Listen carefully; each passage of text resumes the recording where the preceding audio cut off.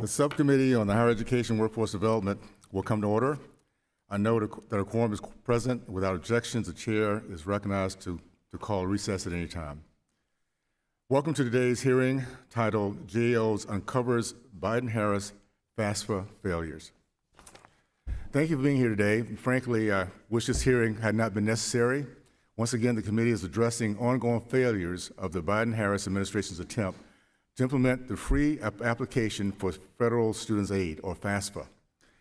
The road to today's hearing has been a long and bumpy one. For years, completing the FAFSA form has been a challenge. The form was deemed too complex and confusing, so Congress passed the FAFSA Simplification Act in 2020. The Biden-Harris administration had plenty of time to accomplish this with a very clear goal: to make the FAFSA process easier and more efficient.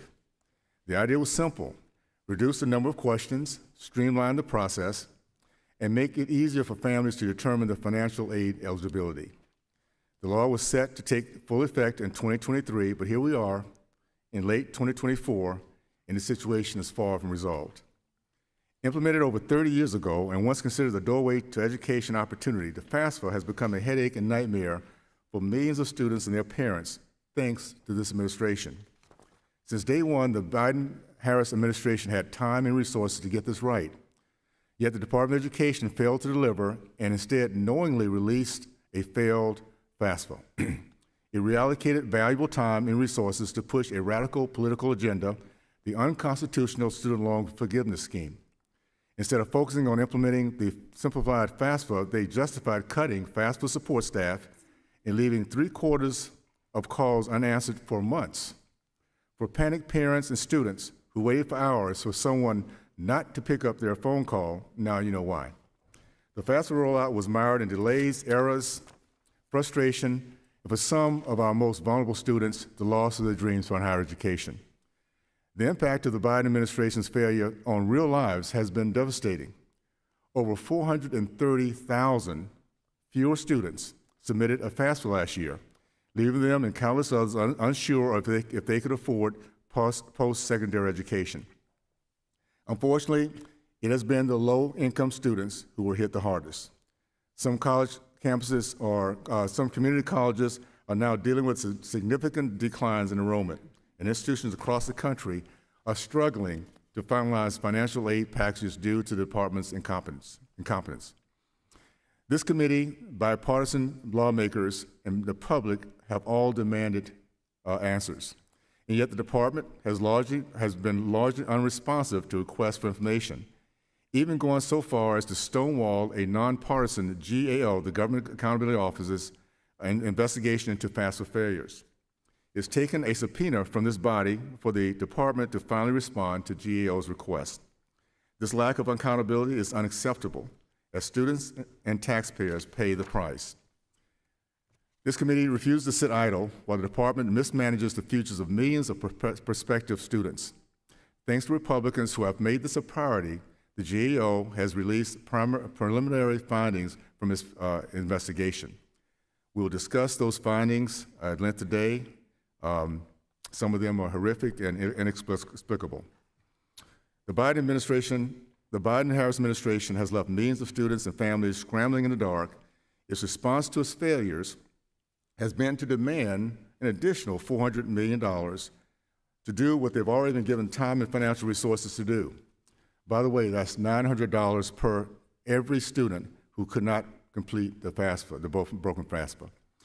This administration has a lot of explaining to do to regain the trust of American families before the next FAFSA hopefully is released with a full and accurate functionality in December. This committee has continued to work to deliver transparency and accountability to American families throughout this process. At the end of the day, it's really not about the form. It's about keeping a promise that if you work hard and honest and get an education, you can obtain your dreams and hopes and dreams. No administration has a right to stand in the way for that promise. With that, I yield to the ranking member for her opening statement. Ms. Wilson. Thank you, Chairman Owens, and thank you to our witnesses for joining us here today. We know that a college degree is the surest pathway to success in America.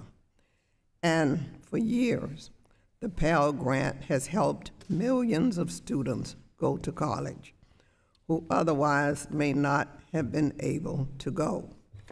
That is why 4 years ago, we came together and passed the FAFSA Simplification Act, which aimed to streamline the free application for federal student aid form and expand student aid eligibility. Regrettably, implementation of the law has been derailed by a series of mistakes made by the Department of Education, leading to delays and ongoing setbacks in the rollout of the new application.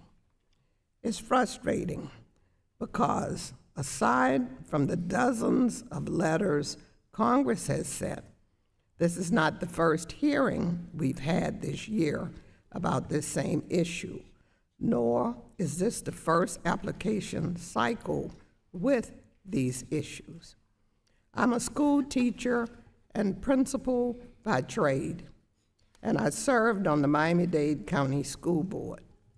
I continue to dedicate myself to education by sending thousands of black boys to college, building a new generation of husbands and fathers. So I know how stressful the college application process is. Parents are frustrated at the FAFSA process, and college presidents alike are complaining to me. I want to be somebody's students, along with their families, have spent hours trying to reach someone at the Federal Student Aid Office, only to have their calls go unanswered. Or for those who have finally gotten through to an agent, many have received incorrect information. I empathize with the frustration of college advisors who want to help students enroll in this school year, but they too have been left in the dark about what aid students are entitled to.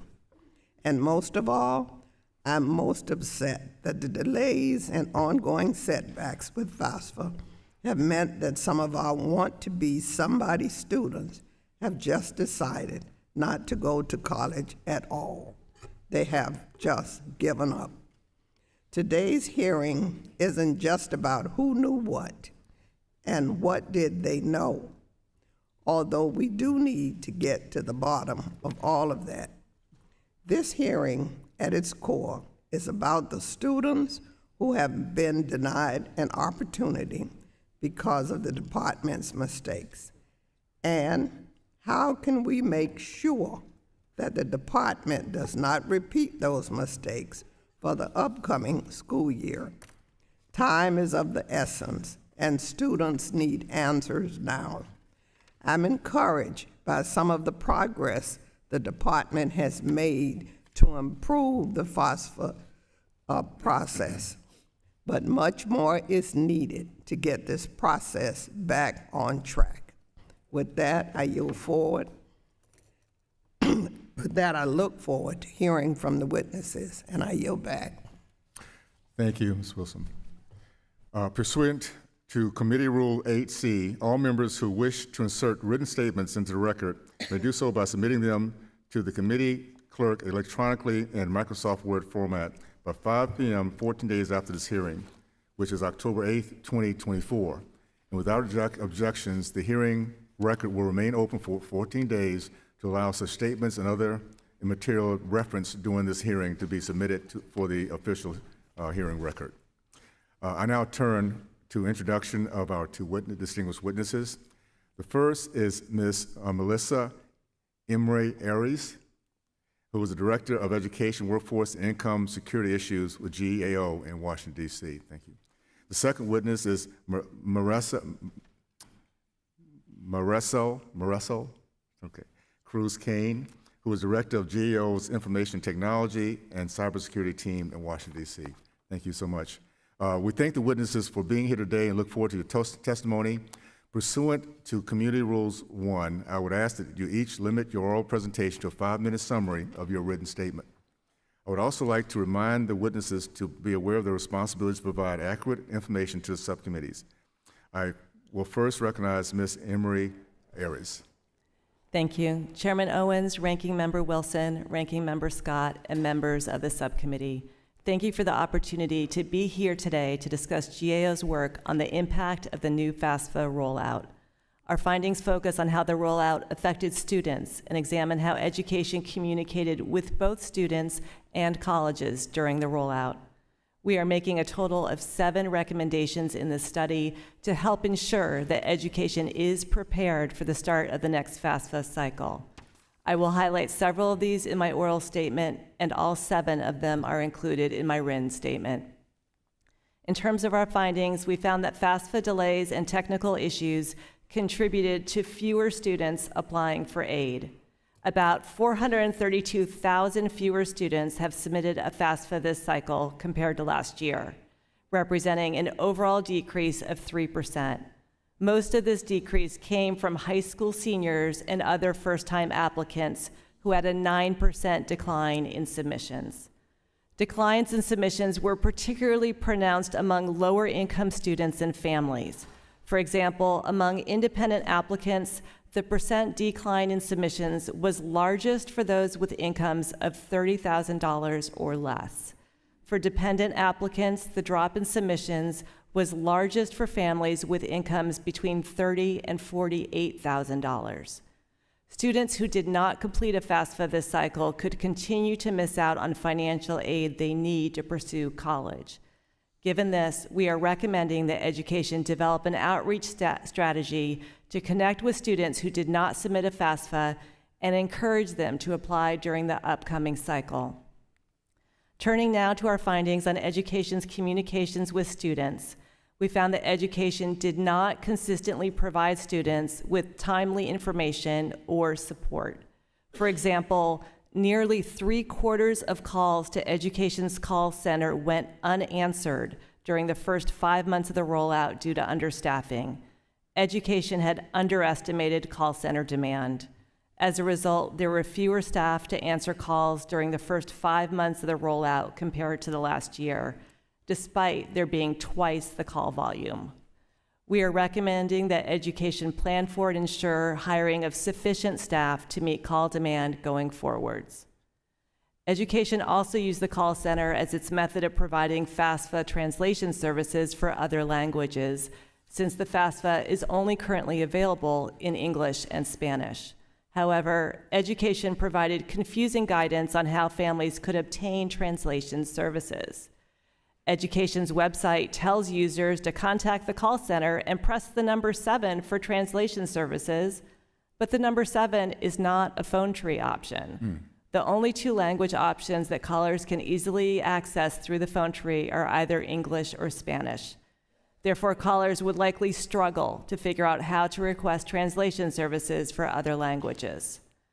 We are recommending that education improve translation services by providing a clear path through the call center menu. Education also did not provide timely information to students about processing delays. For example, education did not provide any confirmation that it had received applications from about 34,000 students who applied solely using paper forms, nor did it notify these students directly that it was delaying processing of their forms until at least August. Accordingly, we are recommending that education develop a comprehensive plan for providing applicants with timely updates. I will now turn to our findings on education's communications with colleges. We found that education consistently failed to meet promised deadlines. For example, the department was late in sending FAFSA student records to colleges, which are typically sent within days of the rollout. Education initially told colleges they would send records at the end of January, but the day before colleges were expecting them, the department announced a further delay to mid-March.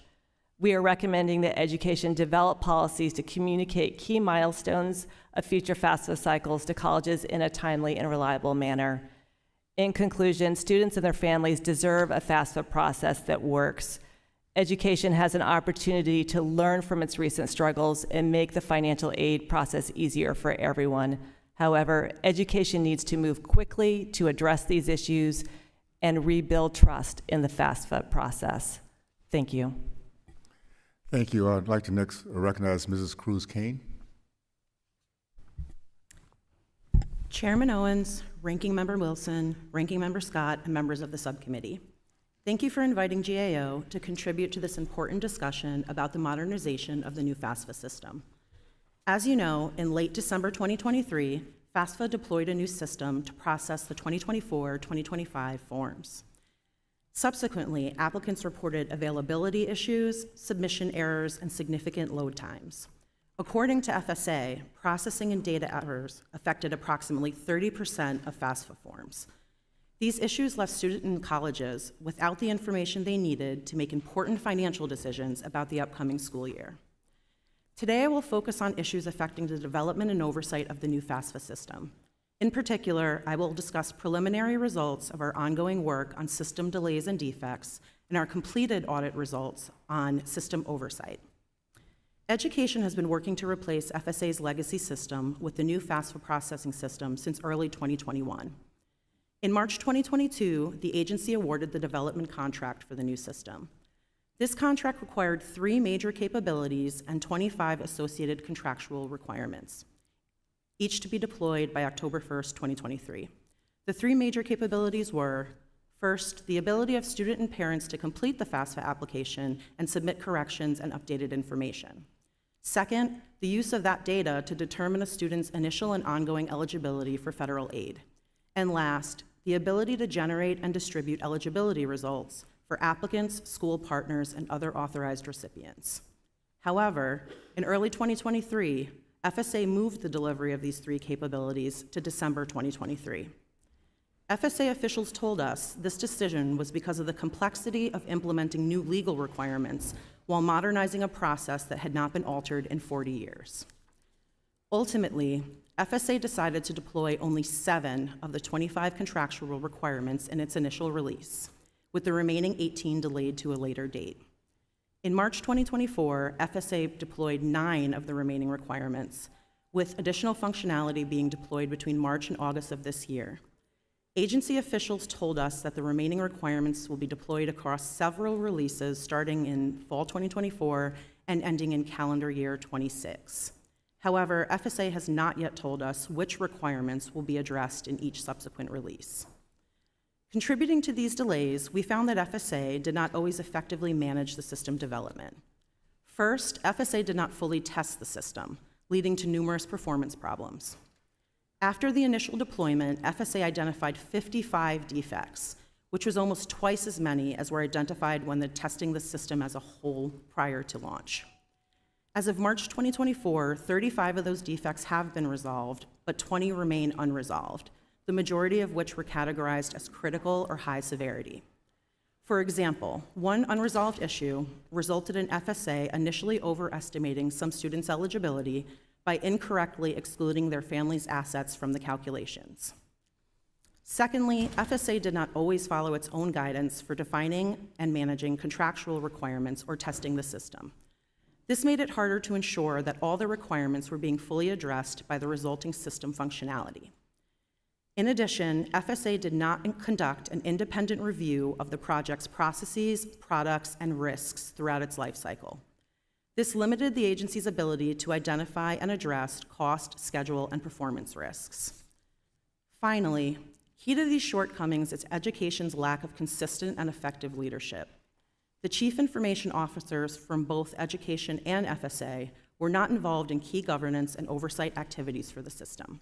Such involvement is essential for successful IT modernizations such as this one. In summary, because FSA did not effectively manage the project, the system was plagued with delays and defects. It's critical for education to expeditiously implement the 6 recommendations highlighted in my written statement. This will ensure that the system's issues do not repeat themselves in future releases. This concludes my remarks, and I look forward to answering any questions you may have. Thank you. Thank you. Under Committee Rule 9, we'll now question witnesses under 5-minute rule, and I'll begin the process. Ms. Emery Eris, the FAFSA is usually released with a full functionality by October 1st. For the 2024-2025 FAFSA cycle, the Department of Education missed the October 1st, 2023 deadline completely. And then when the FAFSA was finally released at the end of December, several elements were delayed. Can you talk about what elements were delayed and how long they will be delayed? Sure. To begin with, as you mentioned, there was the 90-day delay in the availability of the form. Subsequent to that, there was a delay in the department's processing of the form that was 161 days late. After that, the department provided students the functionality to make corrections late as well. That was 197 days late. Education then finally began processing paper FAFSAs in August, which was 305 days late. And we know that the function of doing batch corrections for colleges has yet to be instituted, and we expect it to be at least a year late, maybe more at this point. Okay. As you guys do your investigation, can you identify who it is that is failing the system? Are there individuals that you can identify, or is it just the system that is failing us overall? How does that work? I mean, normally, if somebody is this incompetent, they're fired. Is there any way that we can figure out where this is happening within the system? Although I wouldn't be able to speak to that particular issue, I know that there have been leadership changes at the department, and I would say that we've had senior leaders very involved in this study. We've had GAO's Chief Operating Officer and General Counsel meeting regularly with the Chief of Staff and General Counsel at the Department of Education. Okay. I've been amazed by the number of press releases produced by the Biden-Harris administration about this illegal student debt scheme. It seems like every other month we had something with that. Was the department clear and timely when it came down to communicating with students and colleges regarding the FAFSA delays and problems? It was not. Okay. Ms. Cruz-Kane, when did the federal student aid first realize it was likely to miss the October 2023 release deadline? They first realized it in August of 2022. So it was a year prior, almost. Correct. Yeah. How long did it take for the federal student aid to finally tell the public? They knew about a year early. When did they finally tell the public? They made their final decision in early 2023, and that decision was made after briefing leadership from education and also the Executive Office of the President. And the public was notified about the shift from October to December on March 21st of 2023, so that was about 7 months later after they began the discussions. And then finally, on November 15th, 2023, the public was notified that the application would be available on December 31st, and that was about 8 months after the initial notification of the delay. Okay. Has the federal student aid finalized a detailed plan for the upcoming year's FAFSA to avoid a repeat of last year's disaster? They've verbally given us promises that they're going to continue to do better testing and have better plans to address system defects, but we have not seen any documents that involve what the test plans would look like, if they plan on conducting any independent reviews. So we've heard a lot of testimonial evidence about their plans, but haven't received any documentation to back those up. Okay. So the simplification law has been in effect beginning of this administration. 4 years later, we still do not have sure if the FAFSA will be fully functional for a second year in a row, which is totally unacceptable. It is amazing that this has been on. This has been around for 30 years, and it only took 3.5 to just blow it up totally, and here we are still trying to figure it out. So thank you so much. I'd now like to recognize the ranking member for purpose of asking the question. Thank you. Ms. Emery Iris, in March, there were 40% fewer students submitting the FAFSA compared to last year. As of September, the FAFSA completion gap has decreased to just 2%. The student support strategy established by the department and key partners enable hundreds of on-the-ground organizations across the country to reach 750,000 additional students during the summer and submit roughly 4 million FAFSA applications. To what extent did GAO look into the impact of this strategy, and why was it so effective in closing the completion gap?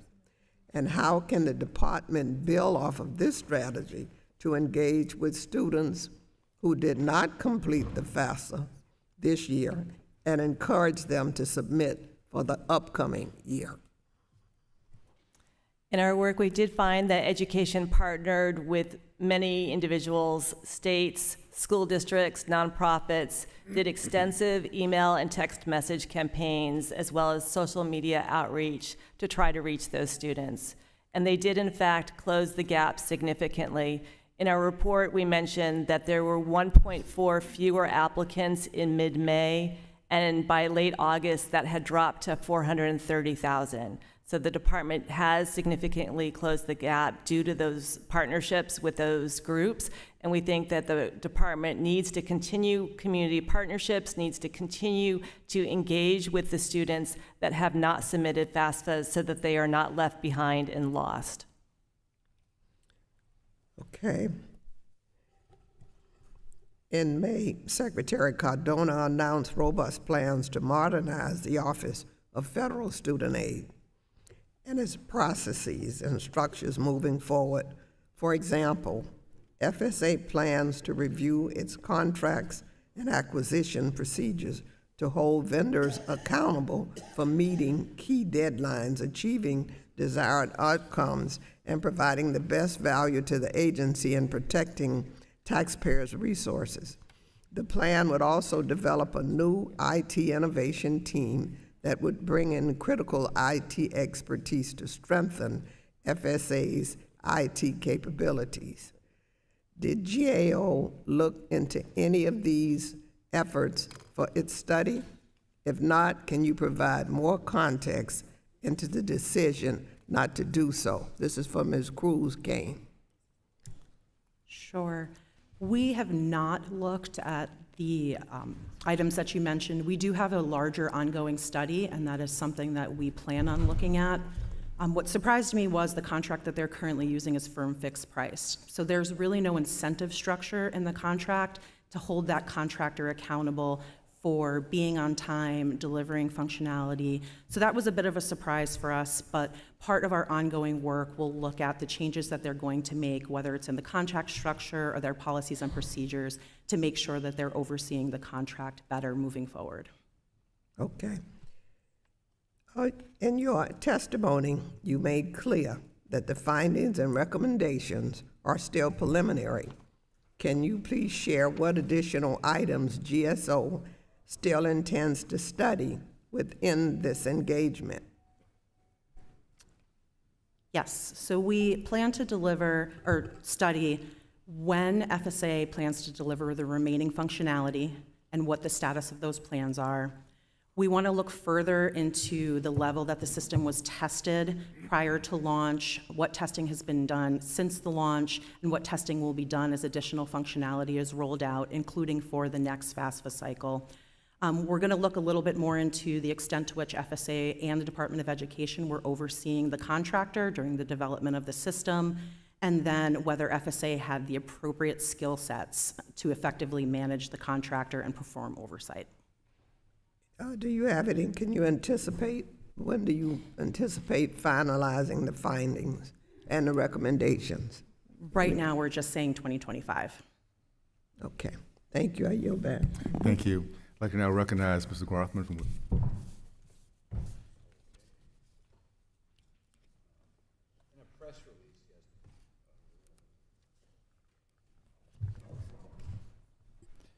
In a press release yesterday, the department said that the 24-25 FAFSA form was available on December 30th, 2023 for all students to complete for short periods of time. Can you describe that, what that vague phrase, short periods of time, actually looked like for students? It meant less than an hour on the 30th and 31st of December. You could, for an hour? Okay. Right. Less than an hour each day. Would you agree with the statement that all students were able to complete the form when it was launched in December, on December 30th? No. No? No, the department itself said that it was not consistently available until January 7th, and we know further that there were many technical problems with the form when it was made available, and there were some students that were not able to submit forms until many months later. Okay. In your press release, was it yesterday, the department said that some, quote, some students encountered technical difficulties that made completing the form difficult or impossible after the 24-25 FAFSA form opened fully in January 7th. The word "some" in that statement suggests problems were not widespread. What percentage of students do you think faced technical difficulties after January 7th? Although we don't have an exact number from the department, we know that many, many students were affected. The Department of Education acknowledges that there were over 40 technical issues with the initial rollout, and there were large groups of students that were not able to complete applications. For example, we know of one particular technical issue that affected hundreds of thousands of students. Okay, could you give us a wild guess? 5%, 55%, 80%? We could do that for the record. You could do it in the future. We could look into it for the record in terms of an estimate. Yeah, I'd like to know. Can you provide examples of technical problems that made it hard for students and their family to complete the new FAFSA? And do you think these are fixed by this year? Right. There are a wide variety of problems. For example, if you were born in the year 2000, you simply couldn't proceed. You could not complete the FAFSA if you happened to be born in the year 2000. That was fixed, but that was not fixed until March. There are other issues in terms of signatures disappearing. If you go back to a saved application, the student's or the parent's signature could disappear, rendering it then incomplete, and that has still not been resolved. There are other issues with parents not being able to contribute information, parents not being able to move past certain screens. There are also issues with incorrect information being provided. Graduate students are falsely told that they are eligible for Pell Grants. This is not true, and this is not resolved. Okay. What technical support options did you offer students when they encountered a problem? Education's main support was its call center. However, most people could not reach call center representatives. About 3/4 of calls went unanswered. Okay. In your press release yesterday, the department said their call center received a, quote, unprecedented number of calls after the FAFSA was launched on December 30th. Given that the department knew families would be filling out the updated FAFSA for the first time, did you prepare your call center to answer these questions, or did they maintain at least the same number of staff as the last year? Did you bring in extra staff for the end of the year? The Department of Education vastly underestimated the need for call center staff. And as a result, they vastly understaffed the call centers. Okay. As students continue to encounter significant technical issues, were the department's proposed workarounds for the litany of bugs effective, would you say? Although we didn't assess the effectiveness of the workarounds, I can tell you that students weren't always told about the workarounds. Oftentimes, students were told, exit, try again later, but they were never then told when a workaround was developed. And it might have taken several months for a workaround to be developed, and in the meantime, students could have been going into the application and just trying and coming across the same barriers. It was not helpful for students. Okay. Are there any of your proposed workarounds you'd like to highlight for the benefit of the committee? There was one workaround in particular that instructed students with a parent who lived abroad to falsely put in a U.S. address in order to contribute information to the FAFSA. Okay. Thank you very much. Thank you. I'd now like to recognize Ms. Bonamici. Thank you, Mr. Chairman and Ranking Member, and thank you to the witnesses. Sorry for the acoustics in here. It's kind of hard to hear. We're on this committee, we were all excited to pass FAFSA simplification. It's something we talked about for many years, so needless to say, we are all aware of the troubled implementation of that act. I don't think there's any question that the rollout has been problematic. We know that. Thank you for your work and your recommendations. I hope that this hearing will focus on understanding why it happened and preventing it in the future and not become more of a political administration bashing. That's not our purpose here today. We must and we should focus on improving the student aid process. Last week, I led a letter to House leadership supporting the White House's $2.4 billion budget anomaly request for the student aid administration. This funding will be vital for sustaining a timely FAFSA rollout in the future and providing the necessary support for students, families, and institutions. One of the recommendations GAO provided to support students during the FAFSA process is to increase capacity at the FAFSA call center. And you were just talking about the number of calls that went unanswered. And I can understand how frustrating that is for families in the process. It's my understanding that since January, the department has added more than 700 new agents. That's an 80% increase to handle the increased call volumes as it prepares for the 2025-26 FAFSA season. So, Ms. Emery-Arist, I didn't see this information included in your testimony. Is there a reason why this information was not included in the GAO's findings? We looked at call center capacity during the first 5 months, which is when people would typically call with questions. I would say that we are encouraged that the call center staffing has gone up since that time. I would note, however, that that addition pretty much brings up the call center staffing to the level that it was for the prior cycle. And again, the call demand this past year was more than double for that prior cycle. So while it's encouraging, it doesn't necessarily guarantee that there will be enough people to answer the phones this coming year. Understood, and you said it's encouraging, but has the increased call center capacity improved customer service for students and their families navigating this process? It's encouraging to know that they have hired additional folks. Our concern, though, is that during the first 5 months of the rollout, when most people were struggling to figure out what was going on with the FAFSA, that they couldn't get someone to answer the phone. Understood, and we appreciate that. So in May, Secretary Cardona announced some robust plans to modernize the Office of Federal Student Aid and its processes and structures. For example, FSA plans to develop a new IT innovation team to bring in critical expertise. So, Mrs. Cruz-Kane, did GAO look into any of the modernization efforts for its study? We do have plans to look into those new processes and procedures in our ongoing work. We have much more to do. Our preliminary findings were just those that we were able to look at in the short time that we've been doing the work. And were any suggestions for FSA leadership as they embark on this modernization included in your recommendations? Yes, so we do have a recommendation for the Department of Education's CIO to have a more defined role in the rollout, and also FSA's CIO to have more insight into the requirements, the testing, and the independent verification. Did you look at, is my understanding there were 6 CIOs in the Department of Education recently. Did you look into any implications of that, what seems to be a pretty high turnover rate in that position in your report? We did not look into specific impacts, but recent GAO work that we've done, IT executives say that a CIO needs to be in place for 3 to 5 years to be effective, Right. but also 5 to 7 years to implement a large-scale change such as this one. And I'll ask both of you kind of a big picture question. Obviously, there were technological complications.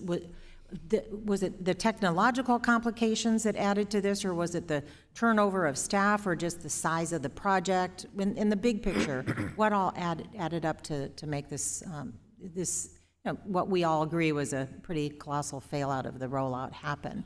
And with the focus on how we can improve it going forward. I think one of the big things was FAFSA underestimated the need for skilled workers. So they told us that the skilled workers that were needed to do the development were also deployed to different high-scale projects.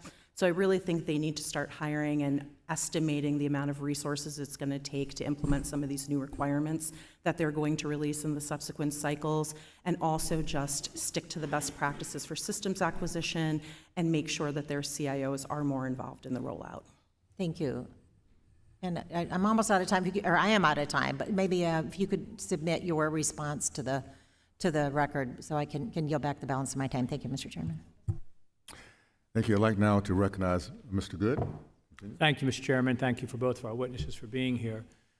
Ms. Cruz-Kane, one of the most concerning facts about the FAFSA simplification rollout, that the debacle that was that, is that, or that continues to be that, is that the Biden-Harris administration knew that the release would be delayed and broken, and your investigation found that over a year in advance, in August of 22, the Department of Education began preparing for this delayed release of the form and adjusting deadlines from October 23 to December 23, but the public wasn't notified until March 23.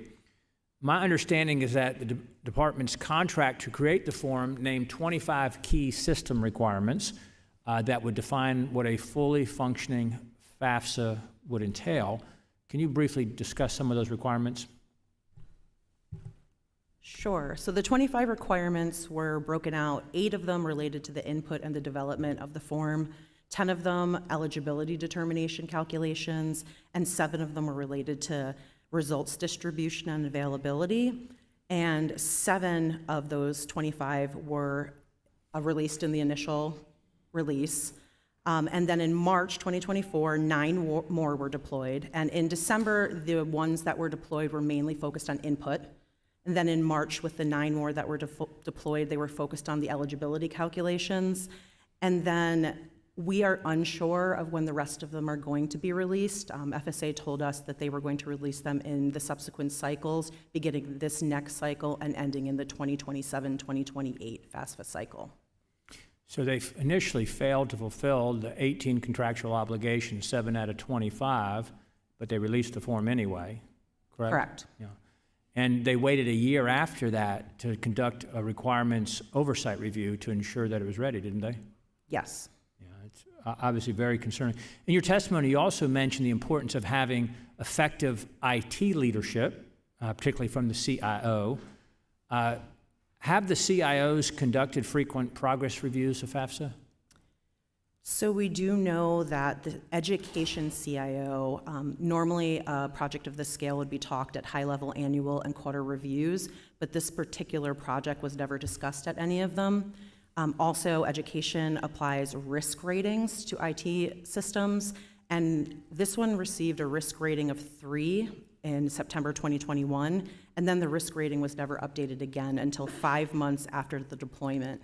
So that's pretty concerning that they weren't monitoring the contract, monitoring the status of the system, and updating the risk rating, because 3 is sort of moderate. At this point, 5 would be more appropriate. So it's a 1 to 5 scale, and they Yes, got a sir. 3. Last week, well, as you know, the Education Department's had 6 CIOs since the enactment of the FAFSA simplification. Again, I put that in quotes, just 3 years ago. And last week, they announced that there's hiring yet another CIO. I'm guessing that you might agree that another change in leadership is needed or warranted. But again, with this turnover, it, I think, illustrates the chaos that's marked this process. How would you say this constant turnover in CIO, 6 in about 3 years, has impacted the FAFSA development? We didn't look at the turnover more as just the role that that person would play in the process.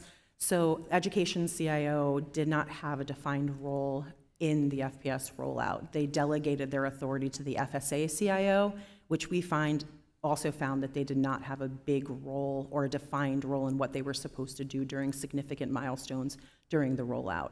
So at the education level, they were delegating to FSA, so the turnover there, it was 6 people, but if they weren't discussing it with the CIO, then the effect, we are unsure what that would be.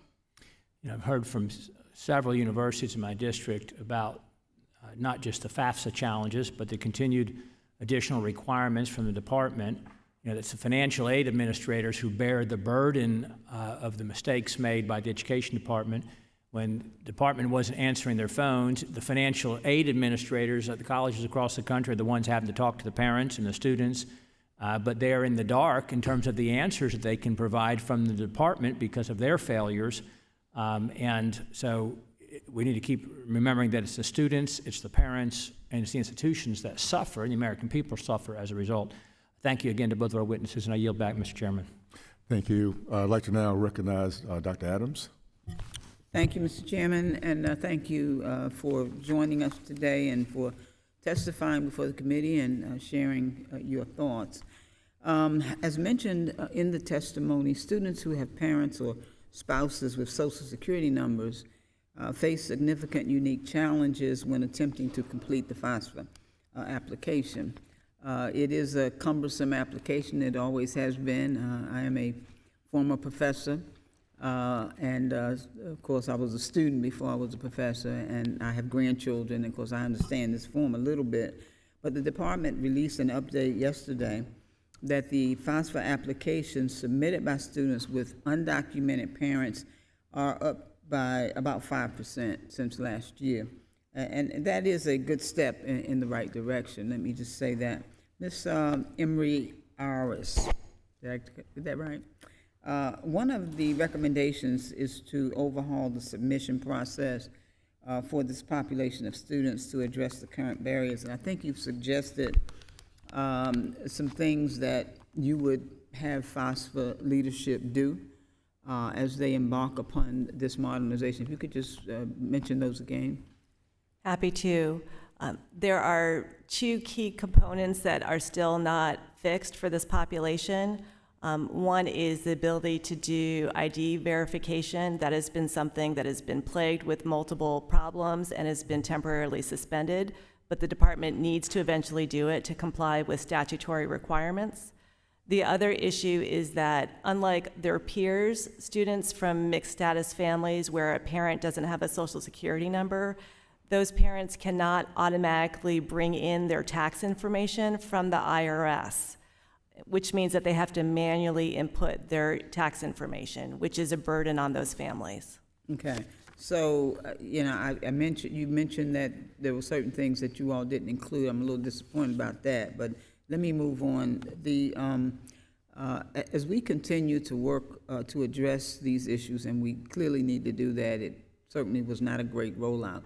I am particularly interested in better understanding how the department is working to remedy the challenges detailed in the GAO's findings. So I was pleased to see that in August, the department announced a robust framework for improving the 2025-26 FAFSA form. You know, we do have to look ahead and try to avoid some of the problems. But specifically, the department established a series of beta tests to find and address issues with the form before it becomes available to all students, and that they, of course, will ensure that, as you said, mixed status families are able to navigate these systems successfully. So despite the work of Ms. Cruz-Kane, despite this framework serving as a key part of the department's commitment to addressing the errors of the previous cycle, it is not recommended in either testimony. So can you provide more context into GAO's decision not to discuss or include this in this framework? So my written statement mentions that they are going to plan to do testing with actual users, which is what you're talking about, the beta testing. We did get updated by the department a little bit later than it was allowed to be included in our written statement that they would be performing the beta testing. However, we don't have any details on what that entails. We know what was in the press, that October 1st will be the beginning of the beta testing, and it'll be available for hundreds of students at the beginning, and they hope to scale that up to 1,000 students. But we have not seen the test plans. We're not sure what functionalities are going to be tested. So that is part of our ongoing work, to take a look at those test plans, hopefully to see if they're thorough and to see if they were able to use those plans to better the functionality. So that is the information that GAO collected in terms of how the department is adjusting? They did tell us that they planned on doing the beta testing, but we didn't have any more details other than just a simple statement that they were planning to do testing with actual users. Okay, let me move quickly and say that this question is for both of you if we get time to answer it. But in 2024-25, there's been an issue with promptly identifying errors after system deployment, and issue with escalating the problem through a clear reporting mechanism and chain of command. So based on the investigation, why do you believe that this disconnect is happening? what are GAO's recommendations to ensure that when errors happen in this next cycle, that they're dealt with in a timely manner? That's just to each of you. I only have 5-6 seconds. You may have to send it to me. I think we can get it in the record, but our recommendation is to do more thorough testing, make sure all the functionality is tested thoroughly to make sure it's functioning as it's intended, and to actually implement that end user testing. Thank you very much. You can submit that to me in writing if you like. I would appreciate it. Thank you, Mr. Chair. I'm out of time. Thank you. And now I'd like to recognize Mr. Thompson. Well, thank you, Mr. Chairman, and thank you for holding this hearing. Critically important. There's no doubt and clear bipartisan agreement that the 24-25 FAFSA rollout was an unmitigated disaster. At a time when there is significant skills gap and workforce shortages across the country, families across my congressional district were left high and dry as they attempted to budget and plan for post-secondary education. Despite years of preparation and millions of taxpayer dollars spent in getting the new FAFSA up and running, the Department of Education under this administration once again failed to deliver for American students. As we approach the release of the 2025-26 FAFSA reform, nothing I've seen or heard from federal student aid inspires confidence that the system is fixed. So my first question is for Ms. Emery-Harris. In your testimony, you noted how the department did not notify FAFSA applicants when changes occurred to their aid eligibility after they submitted their form. Can you discuss the impact of this lack of transparency and communication that the department had on students? Happy to. It's important for students to know how much federal aid they can expect to go to college. College is expensive. And because of that, Pell Grants and federal student loans are often the key to enabling students to go to college. If students get an inaccurate estimate, then they are left high and dry. They don't know how much they can expect to get from the federal government for support, and it makes it very difficult to know which college they can afford. And unfortunately, in this situation, financial aid offers from colleges ended up being delayed because of the department's delays in processing. As I had mentioned earlier, the department was very late in processing financial aid forms, and as a result, colleges were not able to provide financial aid information to students when they would accept a student, they would typically tell the student how much aid they could get. That did not typically happen in this situation. And unfortunately, some students were in the position of having to commit to college by May 1st, which is the typical national college decision date, without getting financial aid offers in advance, which was just very, very challenging for students, especially those who are low income and need support from the federal government. And this will be a problem anytime, but obviously right now when real wages are down about 4% and inflationary pressures on families, I couldn't think of a worse time for this resource to not be readily available. Were there students who received a financial package that inflated their aid eligibility and therefore will see less aid this upcoming year? That was true for a number of students, and our concern is that they may not know that their aid will fall off in future years because of that error this year. Ms. Marisol Cruz-Kane, I want to quickly discuss an issue that I hear about consistently from America's farmers as chairman of the House Agriculture Committee, which is the new asset calculations in the simplified FAFSA. While my position on this issue is well known and I continue to push for a fix to this misguided policy, I wanted to ask you about how these changes specifically have complicated the department's rollout of the new FAFSA. You indicate in your testimony that initially FSA excluded families' assets from the student aid calculations, which is how it used to be. In your investigation report, did you observe or find the department had difficulties recalculating the formula by including families' assets, and how did that contribute to further delays in the FAFSA rollout? So that was one of the initial defects that they found. Our work did not look at the underlying calculations or how that delay in education how that had a delay in education's processing. I will defer to Melissa in case her testimony did, but I think the bigger problem is the department noted that the legal complexities of the new FAFSA simplification law were a challenge for them. The process hadn't been touched in over 40 years, so it was a big undertaking for them to update the system, but also with those requirements. I would just add that GAO will be beginning shortly a new study looking at the effects of the statutory changes in terms of who benefited from the formula changes and who lost out, and we'll be looking at the family farm issue in that work.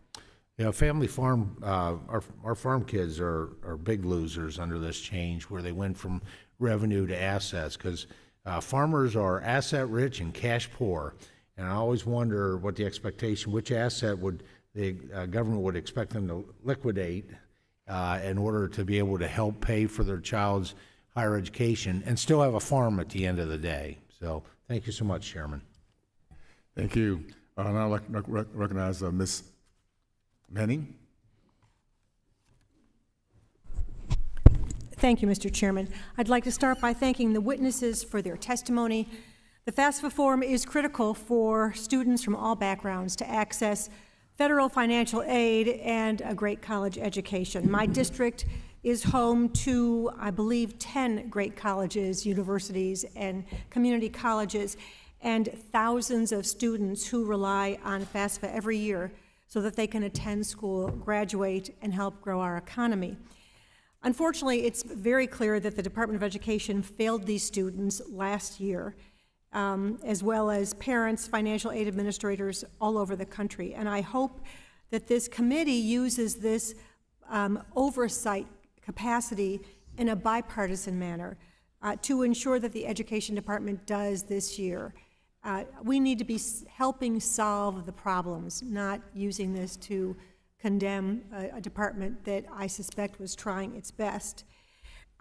With that said, I'd like to ask you both, with regard to the FAFSA delays in the 2024-2025 school year, was the problem fundamentally a technology issue, a leadership issue, or a funding issue? I understand that all three contributed to the problem, but which would you say was the biggest problem? And Ms. Emery Arias, you could go ahead and take that first. I would say that many of the delays that we identified were due to technical issues. People simply couldn't enter the FAFSA, they couldn't complete it, and then they couldn't get correct estimates. So there were definitely technical issues. I would also say that there were planning issues. The Department of Education underestimated its needs in several areas, including for call center support. So when there were, let me follow up with you, and then I'll go on to other witnesses. When there were such difficulties, technological issues, people couldn't enter the information, is it fair to assume that they then would pick up the phone and call the call center for help? Many did. Unfortunately, many got nowhere with that. We had 4 million calls that were unanswered, and people were not able to get the help that they needed. 4 million out of 5.4 million calls went unanswered, and apparently the Department of Education only anticipated 2 million calls. Why was there such an underestimating of the call center needs? We don't know, but we think that the department needs to plan better going forward. So one of the things I also noticed in the testimony is that there was a dramatic underestimate of the number of students that would have to be manually verified, that the estimate was 3,500 individuals would have to be manually estimated or manually verified, when in fact there were 219,000 students that needed to be manually verified. So the estimate was off by 98%. How did this happen? The department simply neglected to include estimates for students in mixed status families.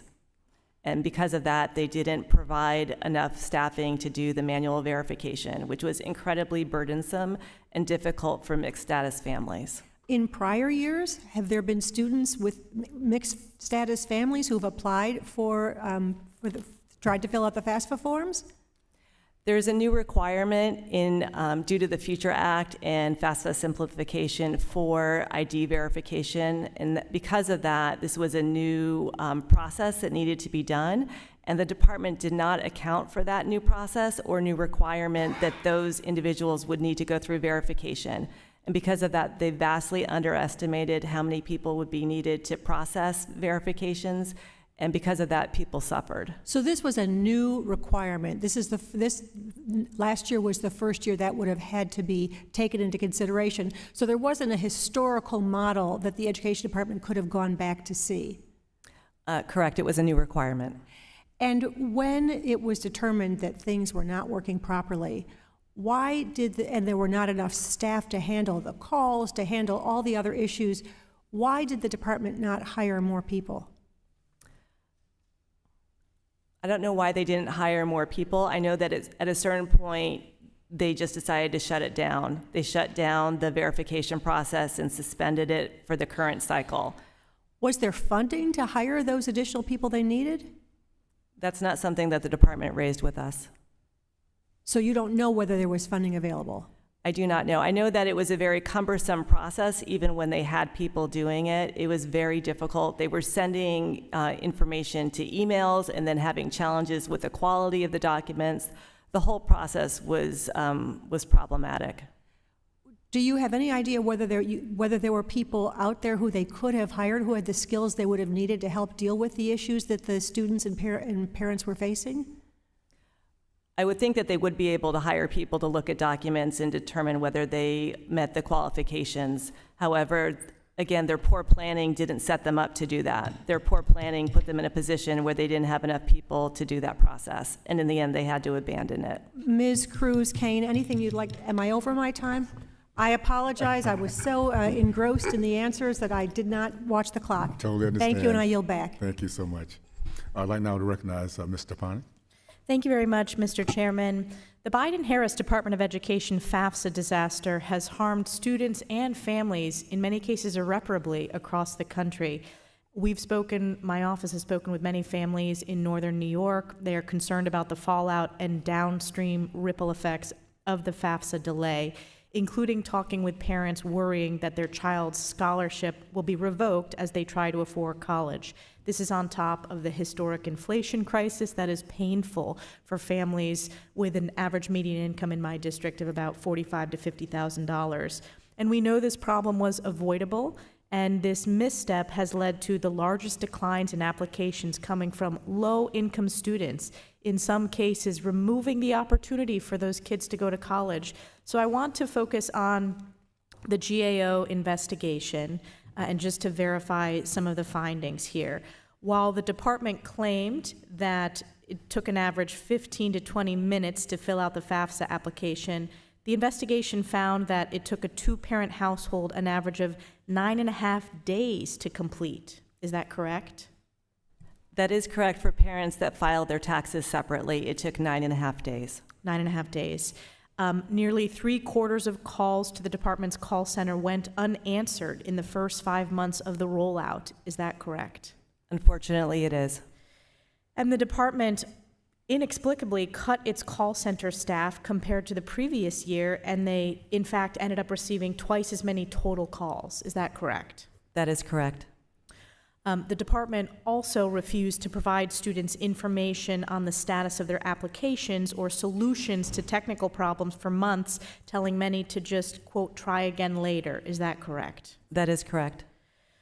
This obviously is very, very frustrating for families. My question is, what students and families were hurt the most by these FAFSA delays? It was the lower income and middle income families. Families that have wealth that do not need federal aid could care less about the FAFSA. It didn't affect them. They could pick whatever college they wanted to. But for everyone else, which is most Americans, it was extremely difficult. And the folks that were hurt the most were the most low income. For the independent students, that was individuals making $30,000 or less, had the steepest declines in FAFSA submissions. For dependent applicants, thinking like high school seniors, It was for families with incomes between $30,000 and $48,000. So these are the families that are being affected. These are the families that need education to help achieve an economic future. Thank you. I yield back. Thank you. I'd like to now recognize Mr. Walbrook. Thank you, Mr. Chair, and I thank the panel for being here. I just got off a Zoom roundtable with a number of Michigan colleges, community colleges, and you might guess this was one of the topics they talked about. Very frustrated with what it's doing and the impact it has on the institutions themselves, as well as the students. I'm pleased to see the bipartisan agreement in this subcommittee, recognizing that the Department of Education rollout of FAFSA has been nothing short of an embarrassment, which has negatively impaired students across the country, especially those who need financial assistance the most, as was just mentioned. I was proud to be part of the bipartisan effort to overhaul FAFSA and make it simpler, of all things. But after 3 years, the department dropped the ball. Over a year before the usual deadline, they knew they wouldn't have a working product and went ahead anyway, failing students across the country. The result, over 430,000 fewer students submitted a FAFSA. This is unacceptable, since it should have been unavoidable. And I look forward to continuing to hold the department accountable, but more importantly, ensuring our students have a system that works. There have been numerous reports from across the country about how this botched rollout had deeply affected both students and institutions. For example, in June, Inside Higher Education published a piece, FAFSA Fiasco Forces Cuts at Small Colleges. Many small private colleges are surviving quarter to quarter, narrowly avoiding sweeping budget cuts. The bungo FAFSA rollout pushed some of those over the edge, and we read about them almost every week. We also have a letter from the American Council on Education on behalf of 36 associations and organizations highlighting the impacts of the rollout, noting most institutions were unable to properly package aid offers in a timely fashion. Ms. Emery Aras, given your expertise, how did FAFSA delays affect the timing of college financial aid offers? Aid offers were significantly late. They did not come out when students were admitted to school, and instead, in some cases, came out after students were required to decide which college to go to. How did the delays then affect students' ability to choose a college they could afford? It significantly hindered their ability to choose a college thinking wisely about their finances and whether they could afford a school. Can you imagine? It's like buying a house, but not knowing how much aid you're going to get and having to make a commitment right then and there. Buying a house where you had looked at numbers of neighborhoods and now you had one block that you could potentially choose from. What students and schools were hurt the most by the FAFSA delays? There was broad pain across the college community. There was a lot of uncertainty around enrollment numbers, which affected school finances. And students who were affected the most were students that were lower income. Lower income students, as we heard, just wanted to have that restated, but also the colleges that were already on life support due to all sorts of things, including COVID, the change in perspective on what makes a future, and the rest. So thanks for the information. I yield back. Thank you. I'd like to now recognize Mr. Scott. Thank you. Thank you, Mr. Chairman. I thank our witnesses. They've outlined a total mess, and we didn't need to hear that. I think all of us have heard that from our colleges and our districts. But you've also pointed out exactly what the cause of the mess is so that we can actually take some corrective action. Ms. Cruz-Kane, I understood your testimony to say you had a list of deficiencies. Some had been corrected, some not corrected. Is that right? That is correct. Do you think that list is is exhaustive, it is complete, that you don't expect to find other problems? If we can get those solved, we'll be straight? Well, they have to solve those problems first, but with each different cycle, the department intends to include new requirements, so the requirements that they did not include in the initial release, and each one of those has to be thoroughly tested. So we do expect them to find a number of defects. You do find defects anytime you test. They really need to focus on solving those defects before the functionality is deployed for the students. Now, they have a contract with IT experts. Do you have confidence that the IT people they've contracted with can actually perform what they're supposed to do? I think if FSA oversees the contract and follows the best practices for systems development and testing, they could deliver the functionality, but from what we've seen, the oversight, the testing issues, if they keep managing it the way they are, I don't have confidence that they'll be able to deliver the functionality. Is that a problem with the contractor or the department?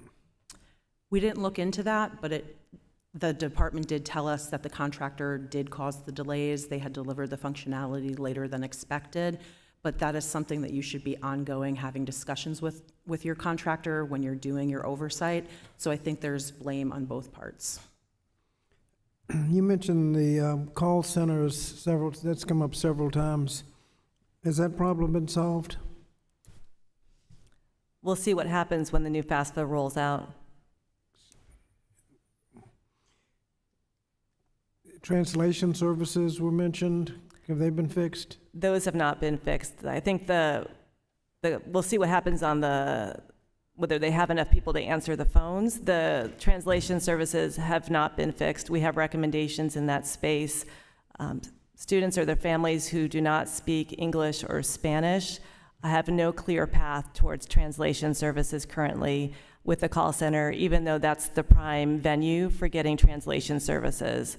At this point in time, there's no call center prompts for that, and the department's own website incorrectly tells people to press the number 7, which gets them nowhere on the phone system when they call. I understand there was a problem for people who reside in Puerto Rico. Did you identify that as a problem? I don't know that Puerto Rico specifically came up in our work, but there were problems for many people with many of the technical issues, and we could look into that for the record. Okay. Notwithstanding all the problems, I understand that students actually did receive there was more eligibility for Pell than before. About 500,000 more students were eligible for Pell, is that right? That was not part of our study. We do anticipate a new study looking at the beneficiaries of the new formula, and we will be looking at that in our new work. Is there anything we can do in the formula to increase the number of students who could be eligible for more financial aid? We'll look into that in our new work. That is something you're going to be looking into? We do expect to be looking at the effects of the formula and examining what changes, if any, could be made. Okay. Thank you, Mr. Chairman. Thank you. I'd like to now recognize Chair of the full committee, Dr. Fox. Thank you, Mr. Chairman, and I want to thank our witnesses for being here today. We've had you here many times, unfortunately, but we appreciate always your coming. Ms. Emery-Aris, how easy was it to receive documents and communication in a prompt and accurate manner from the department? It was extremely challenging. It took us 5 months to receive documents that we had requested in March. In your other GAO investigations, have you experienced similar difficulties, or was this uniquely challenging? This was uniquely challenging, and for context, I will say that GAO's Chief Operating Officer and General Counsel met monthly initially with Education's General Counsel and Chief of Staff from February through May to discuss access issues on this job. And then they met weekly. That's right, weekly. They had a standing Monday meeting starting in early June up until recently. So over 3 months of weekly meetings at that senior level to go over our information requests. I was shocked to hear that 75% of calls went unanswered in the first 5 months following the error-filled January FAFSA soft launch. Did the department give its call center proper resources to prepare for student questions? No, the department is responsible for providing the forecast, for letting the contractors know how many calls they can expect to receive, and education botched that. They dramatically underestimated how many calls would be coming in, and as a result, the call center vendors were unable to staff the center appropriately. Thank you. Ms. Cruz-Kane, do you believe the structure of the FSA contract showed urgency and planning for a timely FAFSA release? I think that the firm fixed price that they did use was not the best avenue, as it didn't include an incentive structure. So normally contracts can use an incentive. They may capture 10% of a fixed fee in an incentive pool and distribute it when that contractor meets certain milestones or metrics, and that's agreed upon in advance. Another example is you can tie incentives to major releases, but this contract didn't have any of those. So there was no real urgency for the contractor or any incentive for them to meet the specified deadlines and functionality releases. Thank you. FAFSA is one of the department's bread and butter responsibilities, meaning it's basic to the department. It shouldn't have taken a subpoena from committee Republicans for this administration to let GAO and Congress conduct oversight into this terrible disaster. The Biden-Harris administration's failing will continue to have ripple effects on hundreds of thousands of students to come. And Mr. Chairman, I know we have the copies of the 2 reports from the GAO, but I think it's important to point out the GAO is basically an agency that we can count on simply to call balls and strikes.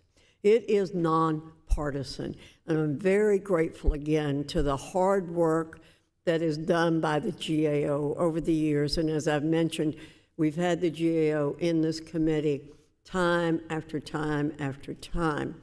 And the reports we get are excellent.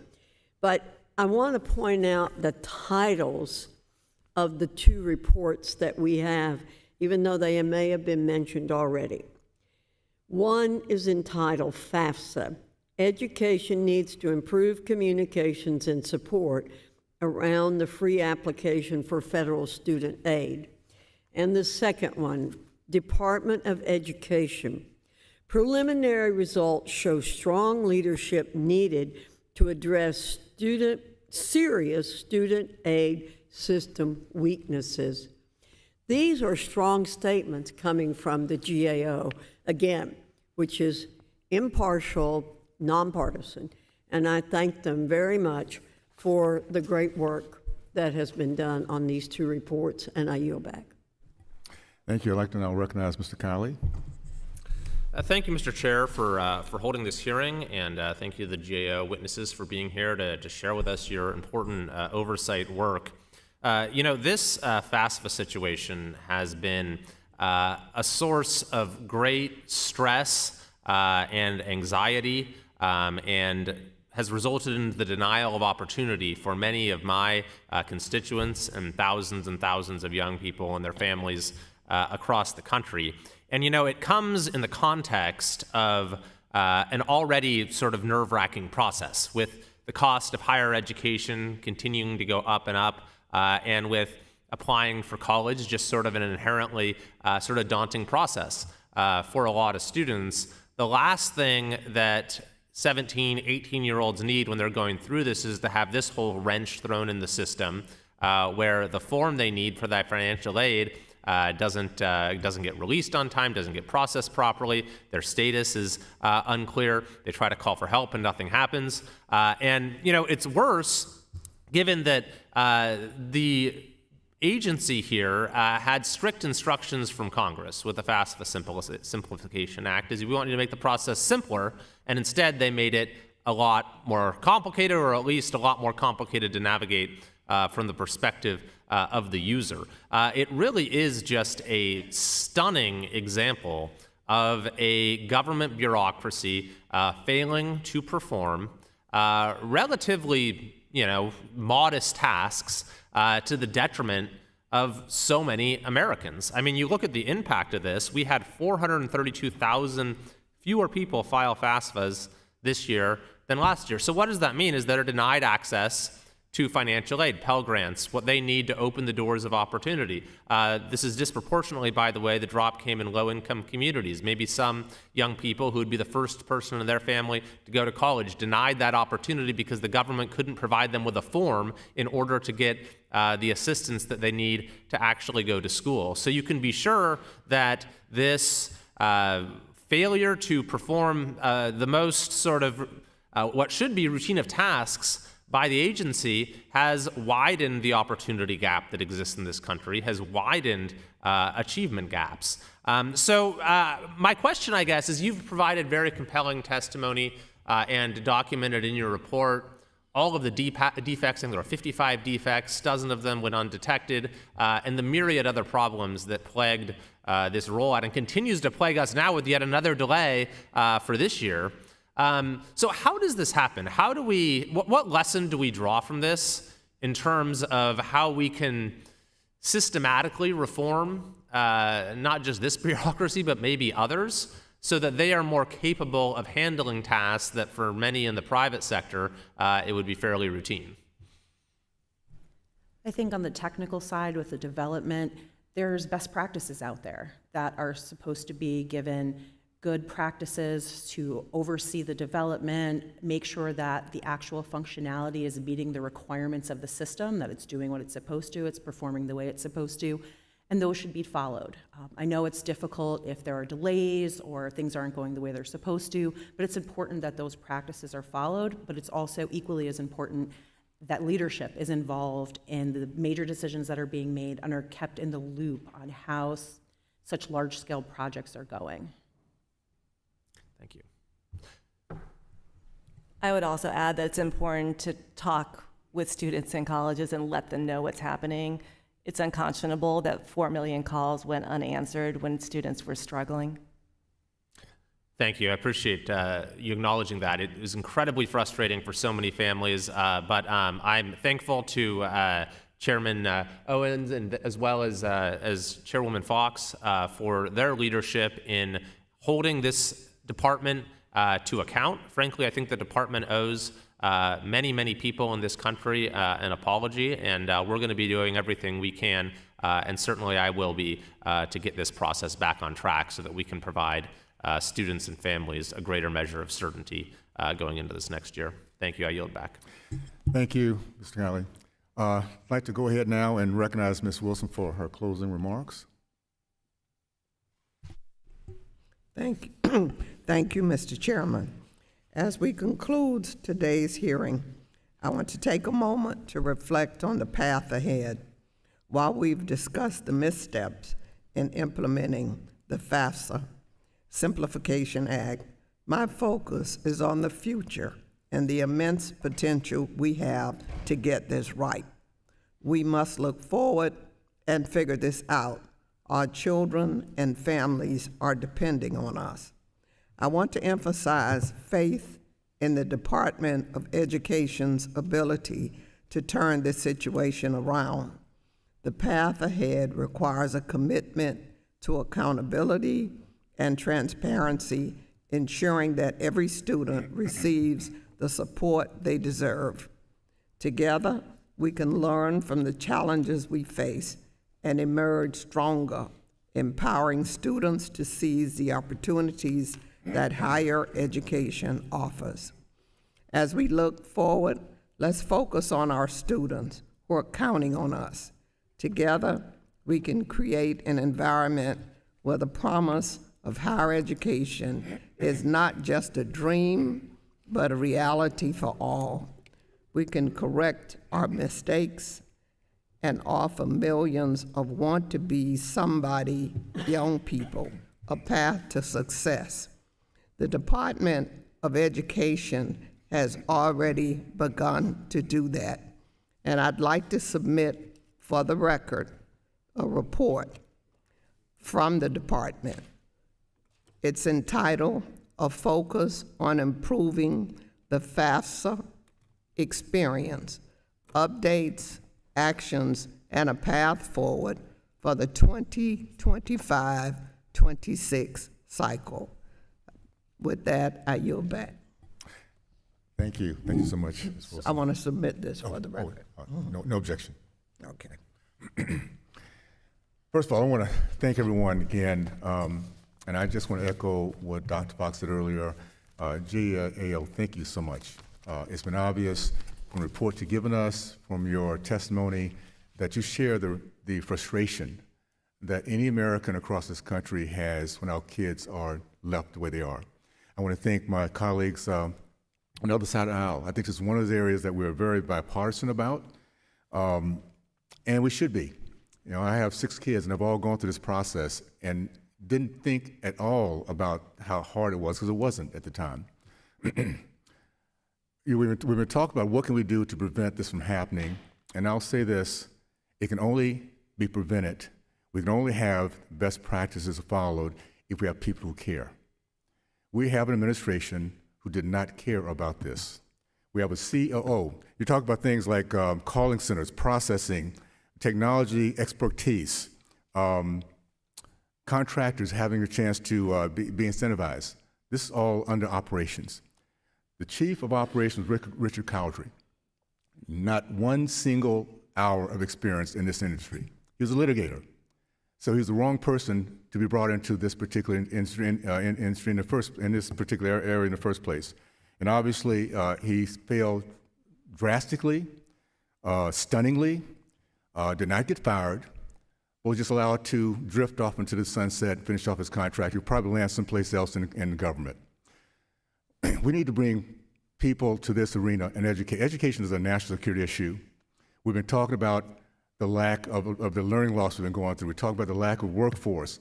This is a national security. We're going to truly be competitive across our country. We have to have the best kids out there. And we have people who do not care about this. They care about other things. In this case here, Cowdery was more, I think, focused on the loan forgiveness, as opposed to making sure his kids got their work done. We're now looking at colleges that are on the brink of bankruptcy because they have lost the revenue they need to keep things going. I, unfortunately, unlike my colleague, do not have faith in the Department of Education. We start seeing this type of process. We have no accountability. We have to wonder, what do we need to change this? What kind of innovation do we need to bring to this particular area, this department, that will make sure this never happens again? We have countless numbers of American kids that will never achieve their dreams because their dreams were tied into making sure they got a further education, postgraduate, post-secondary education. That window is closed for many of them. So I'll say this. We understand that this is a national security issue.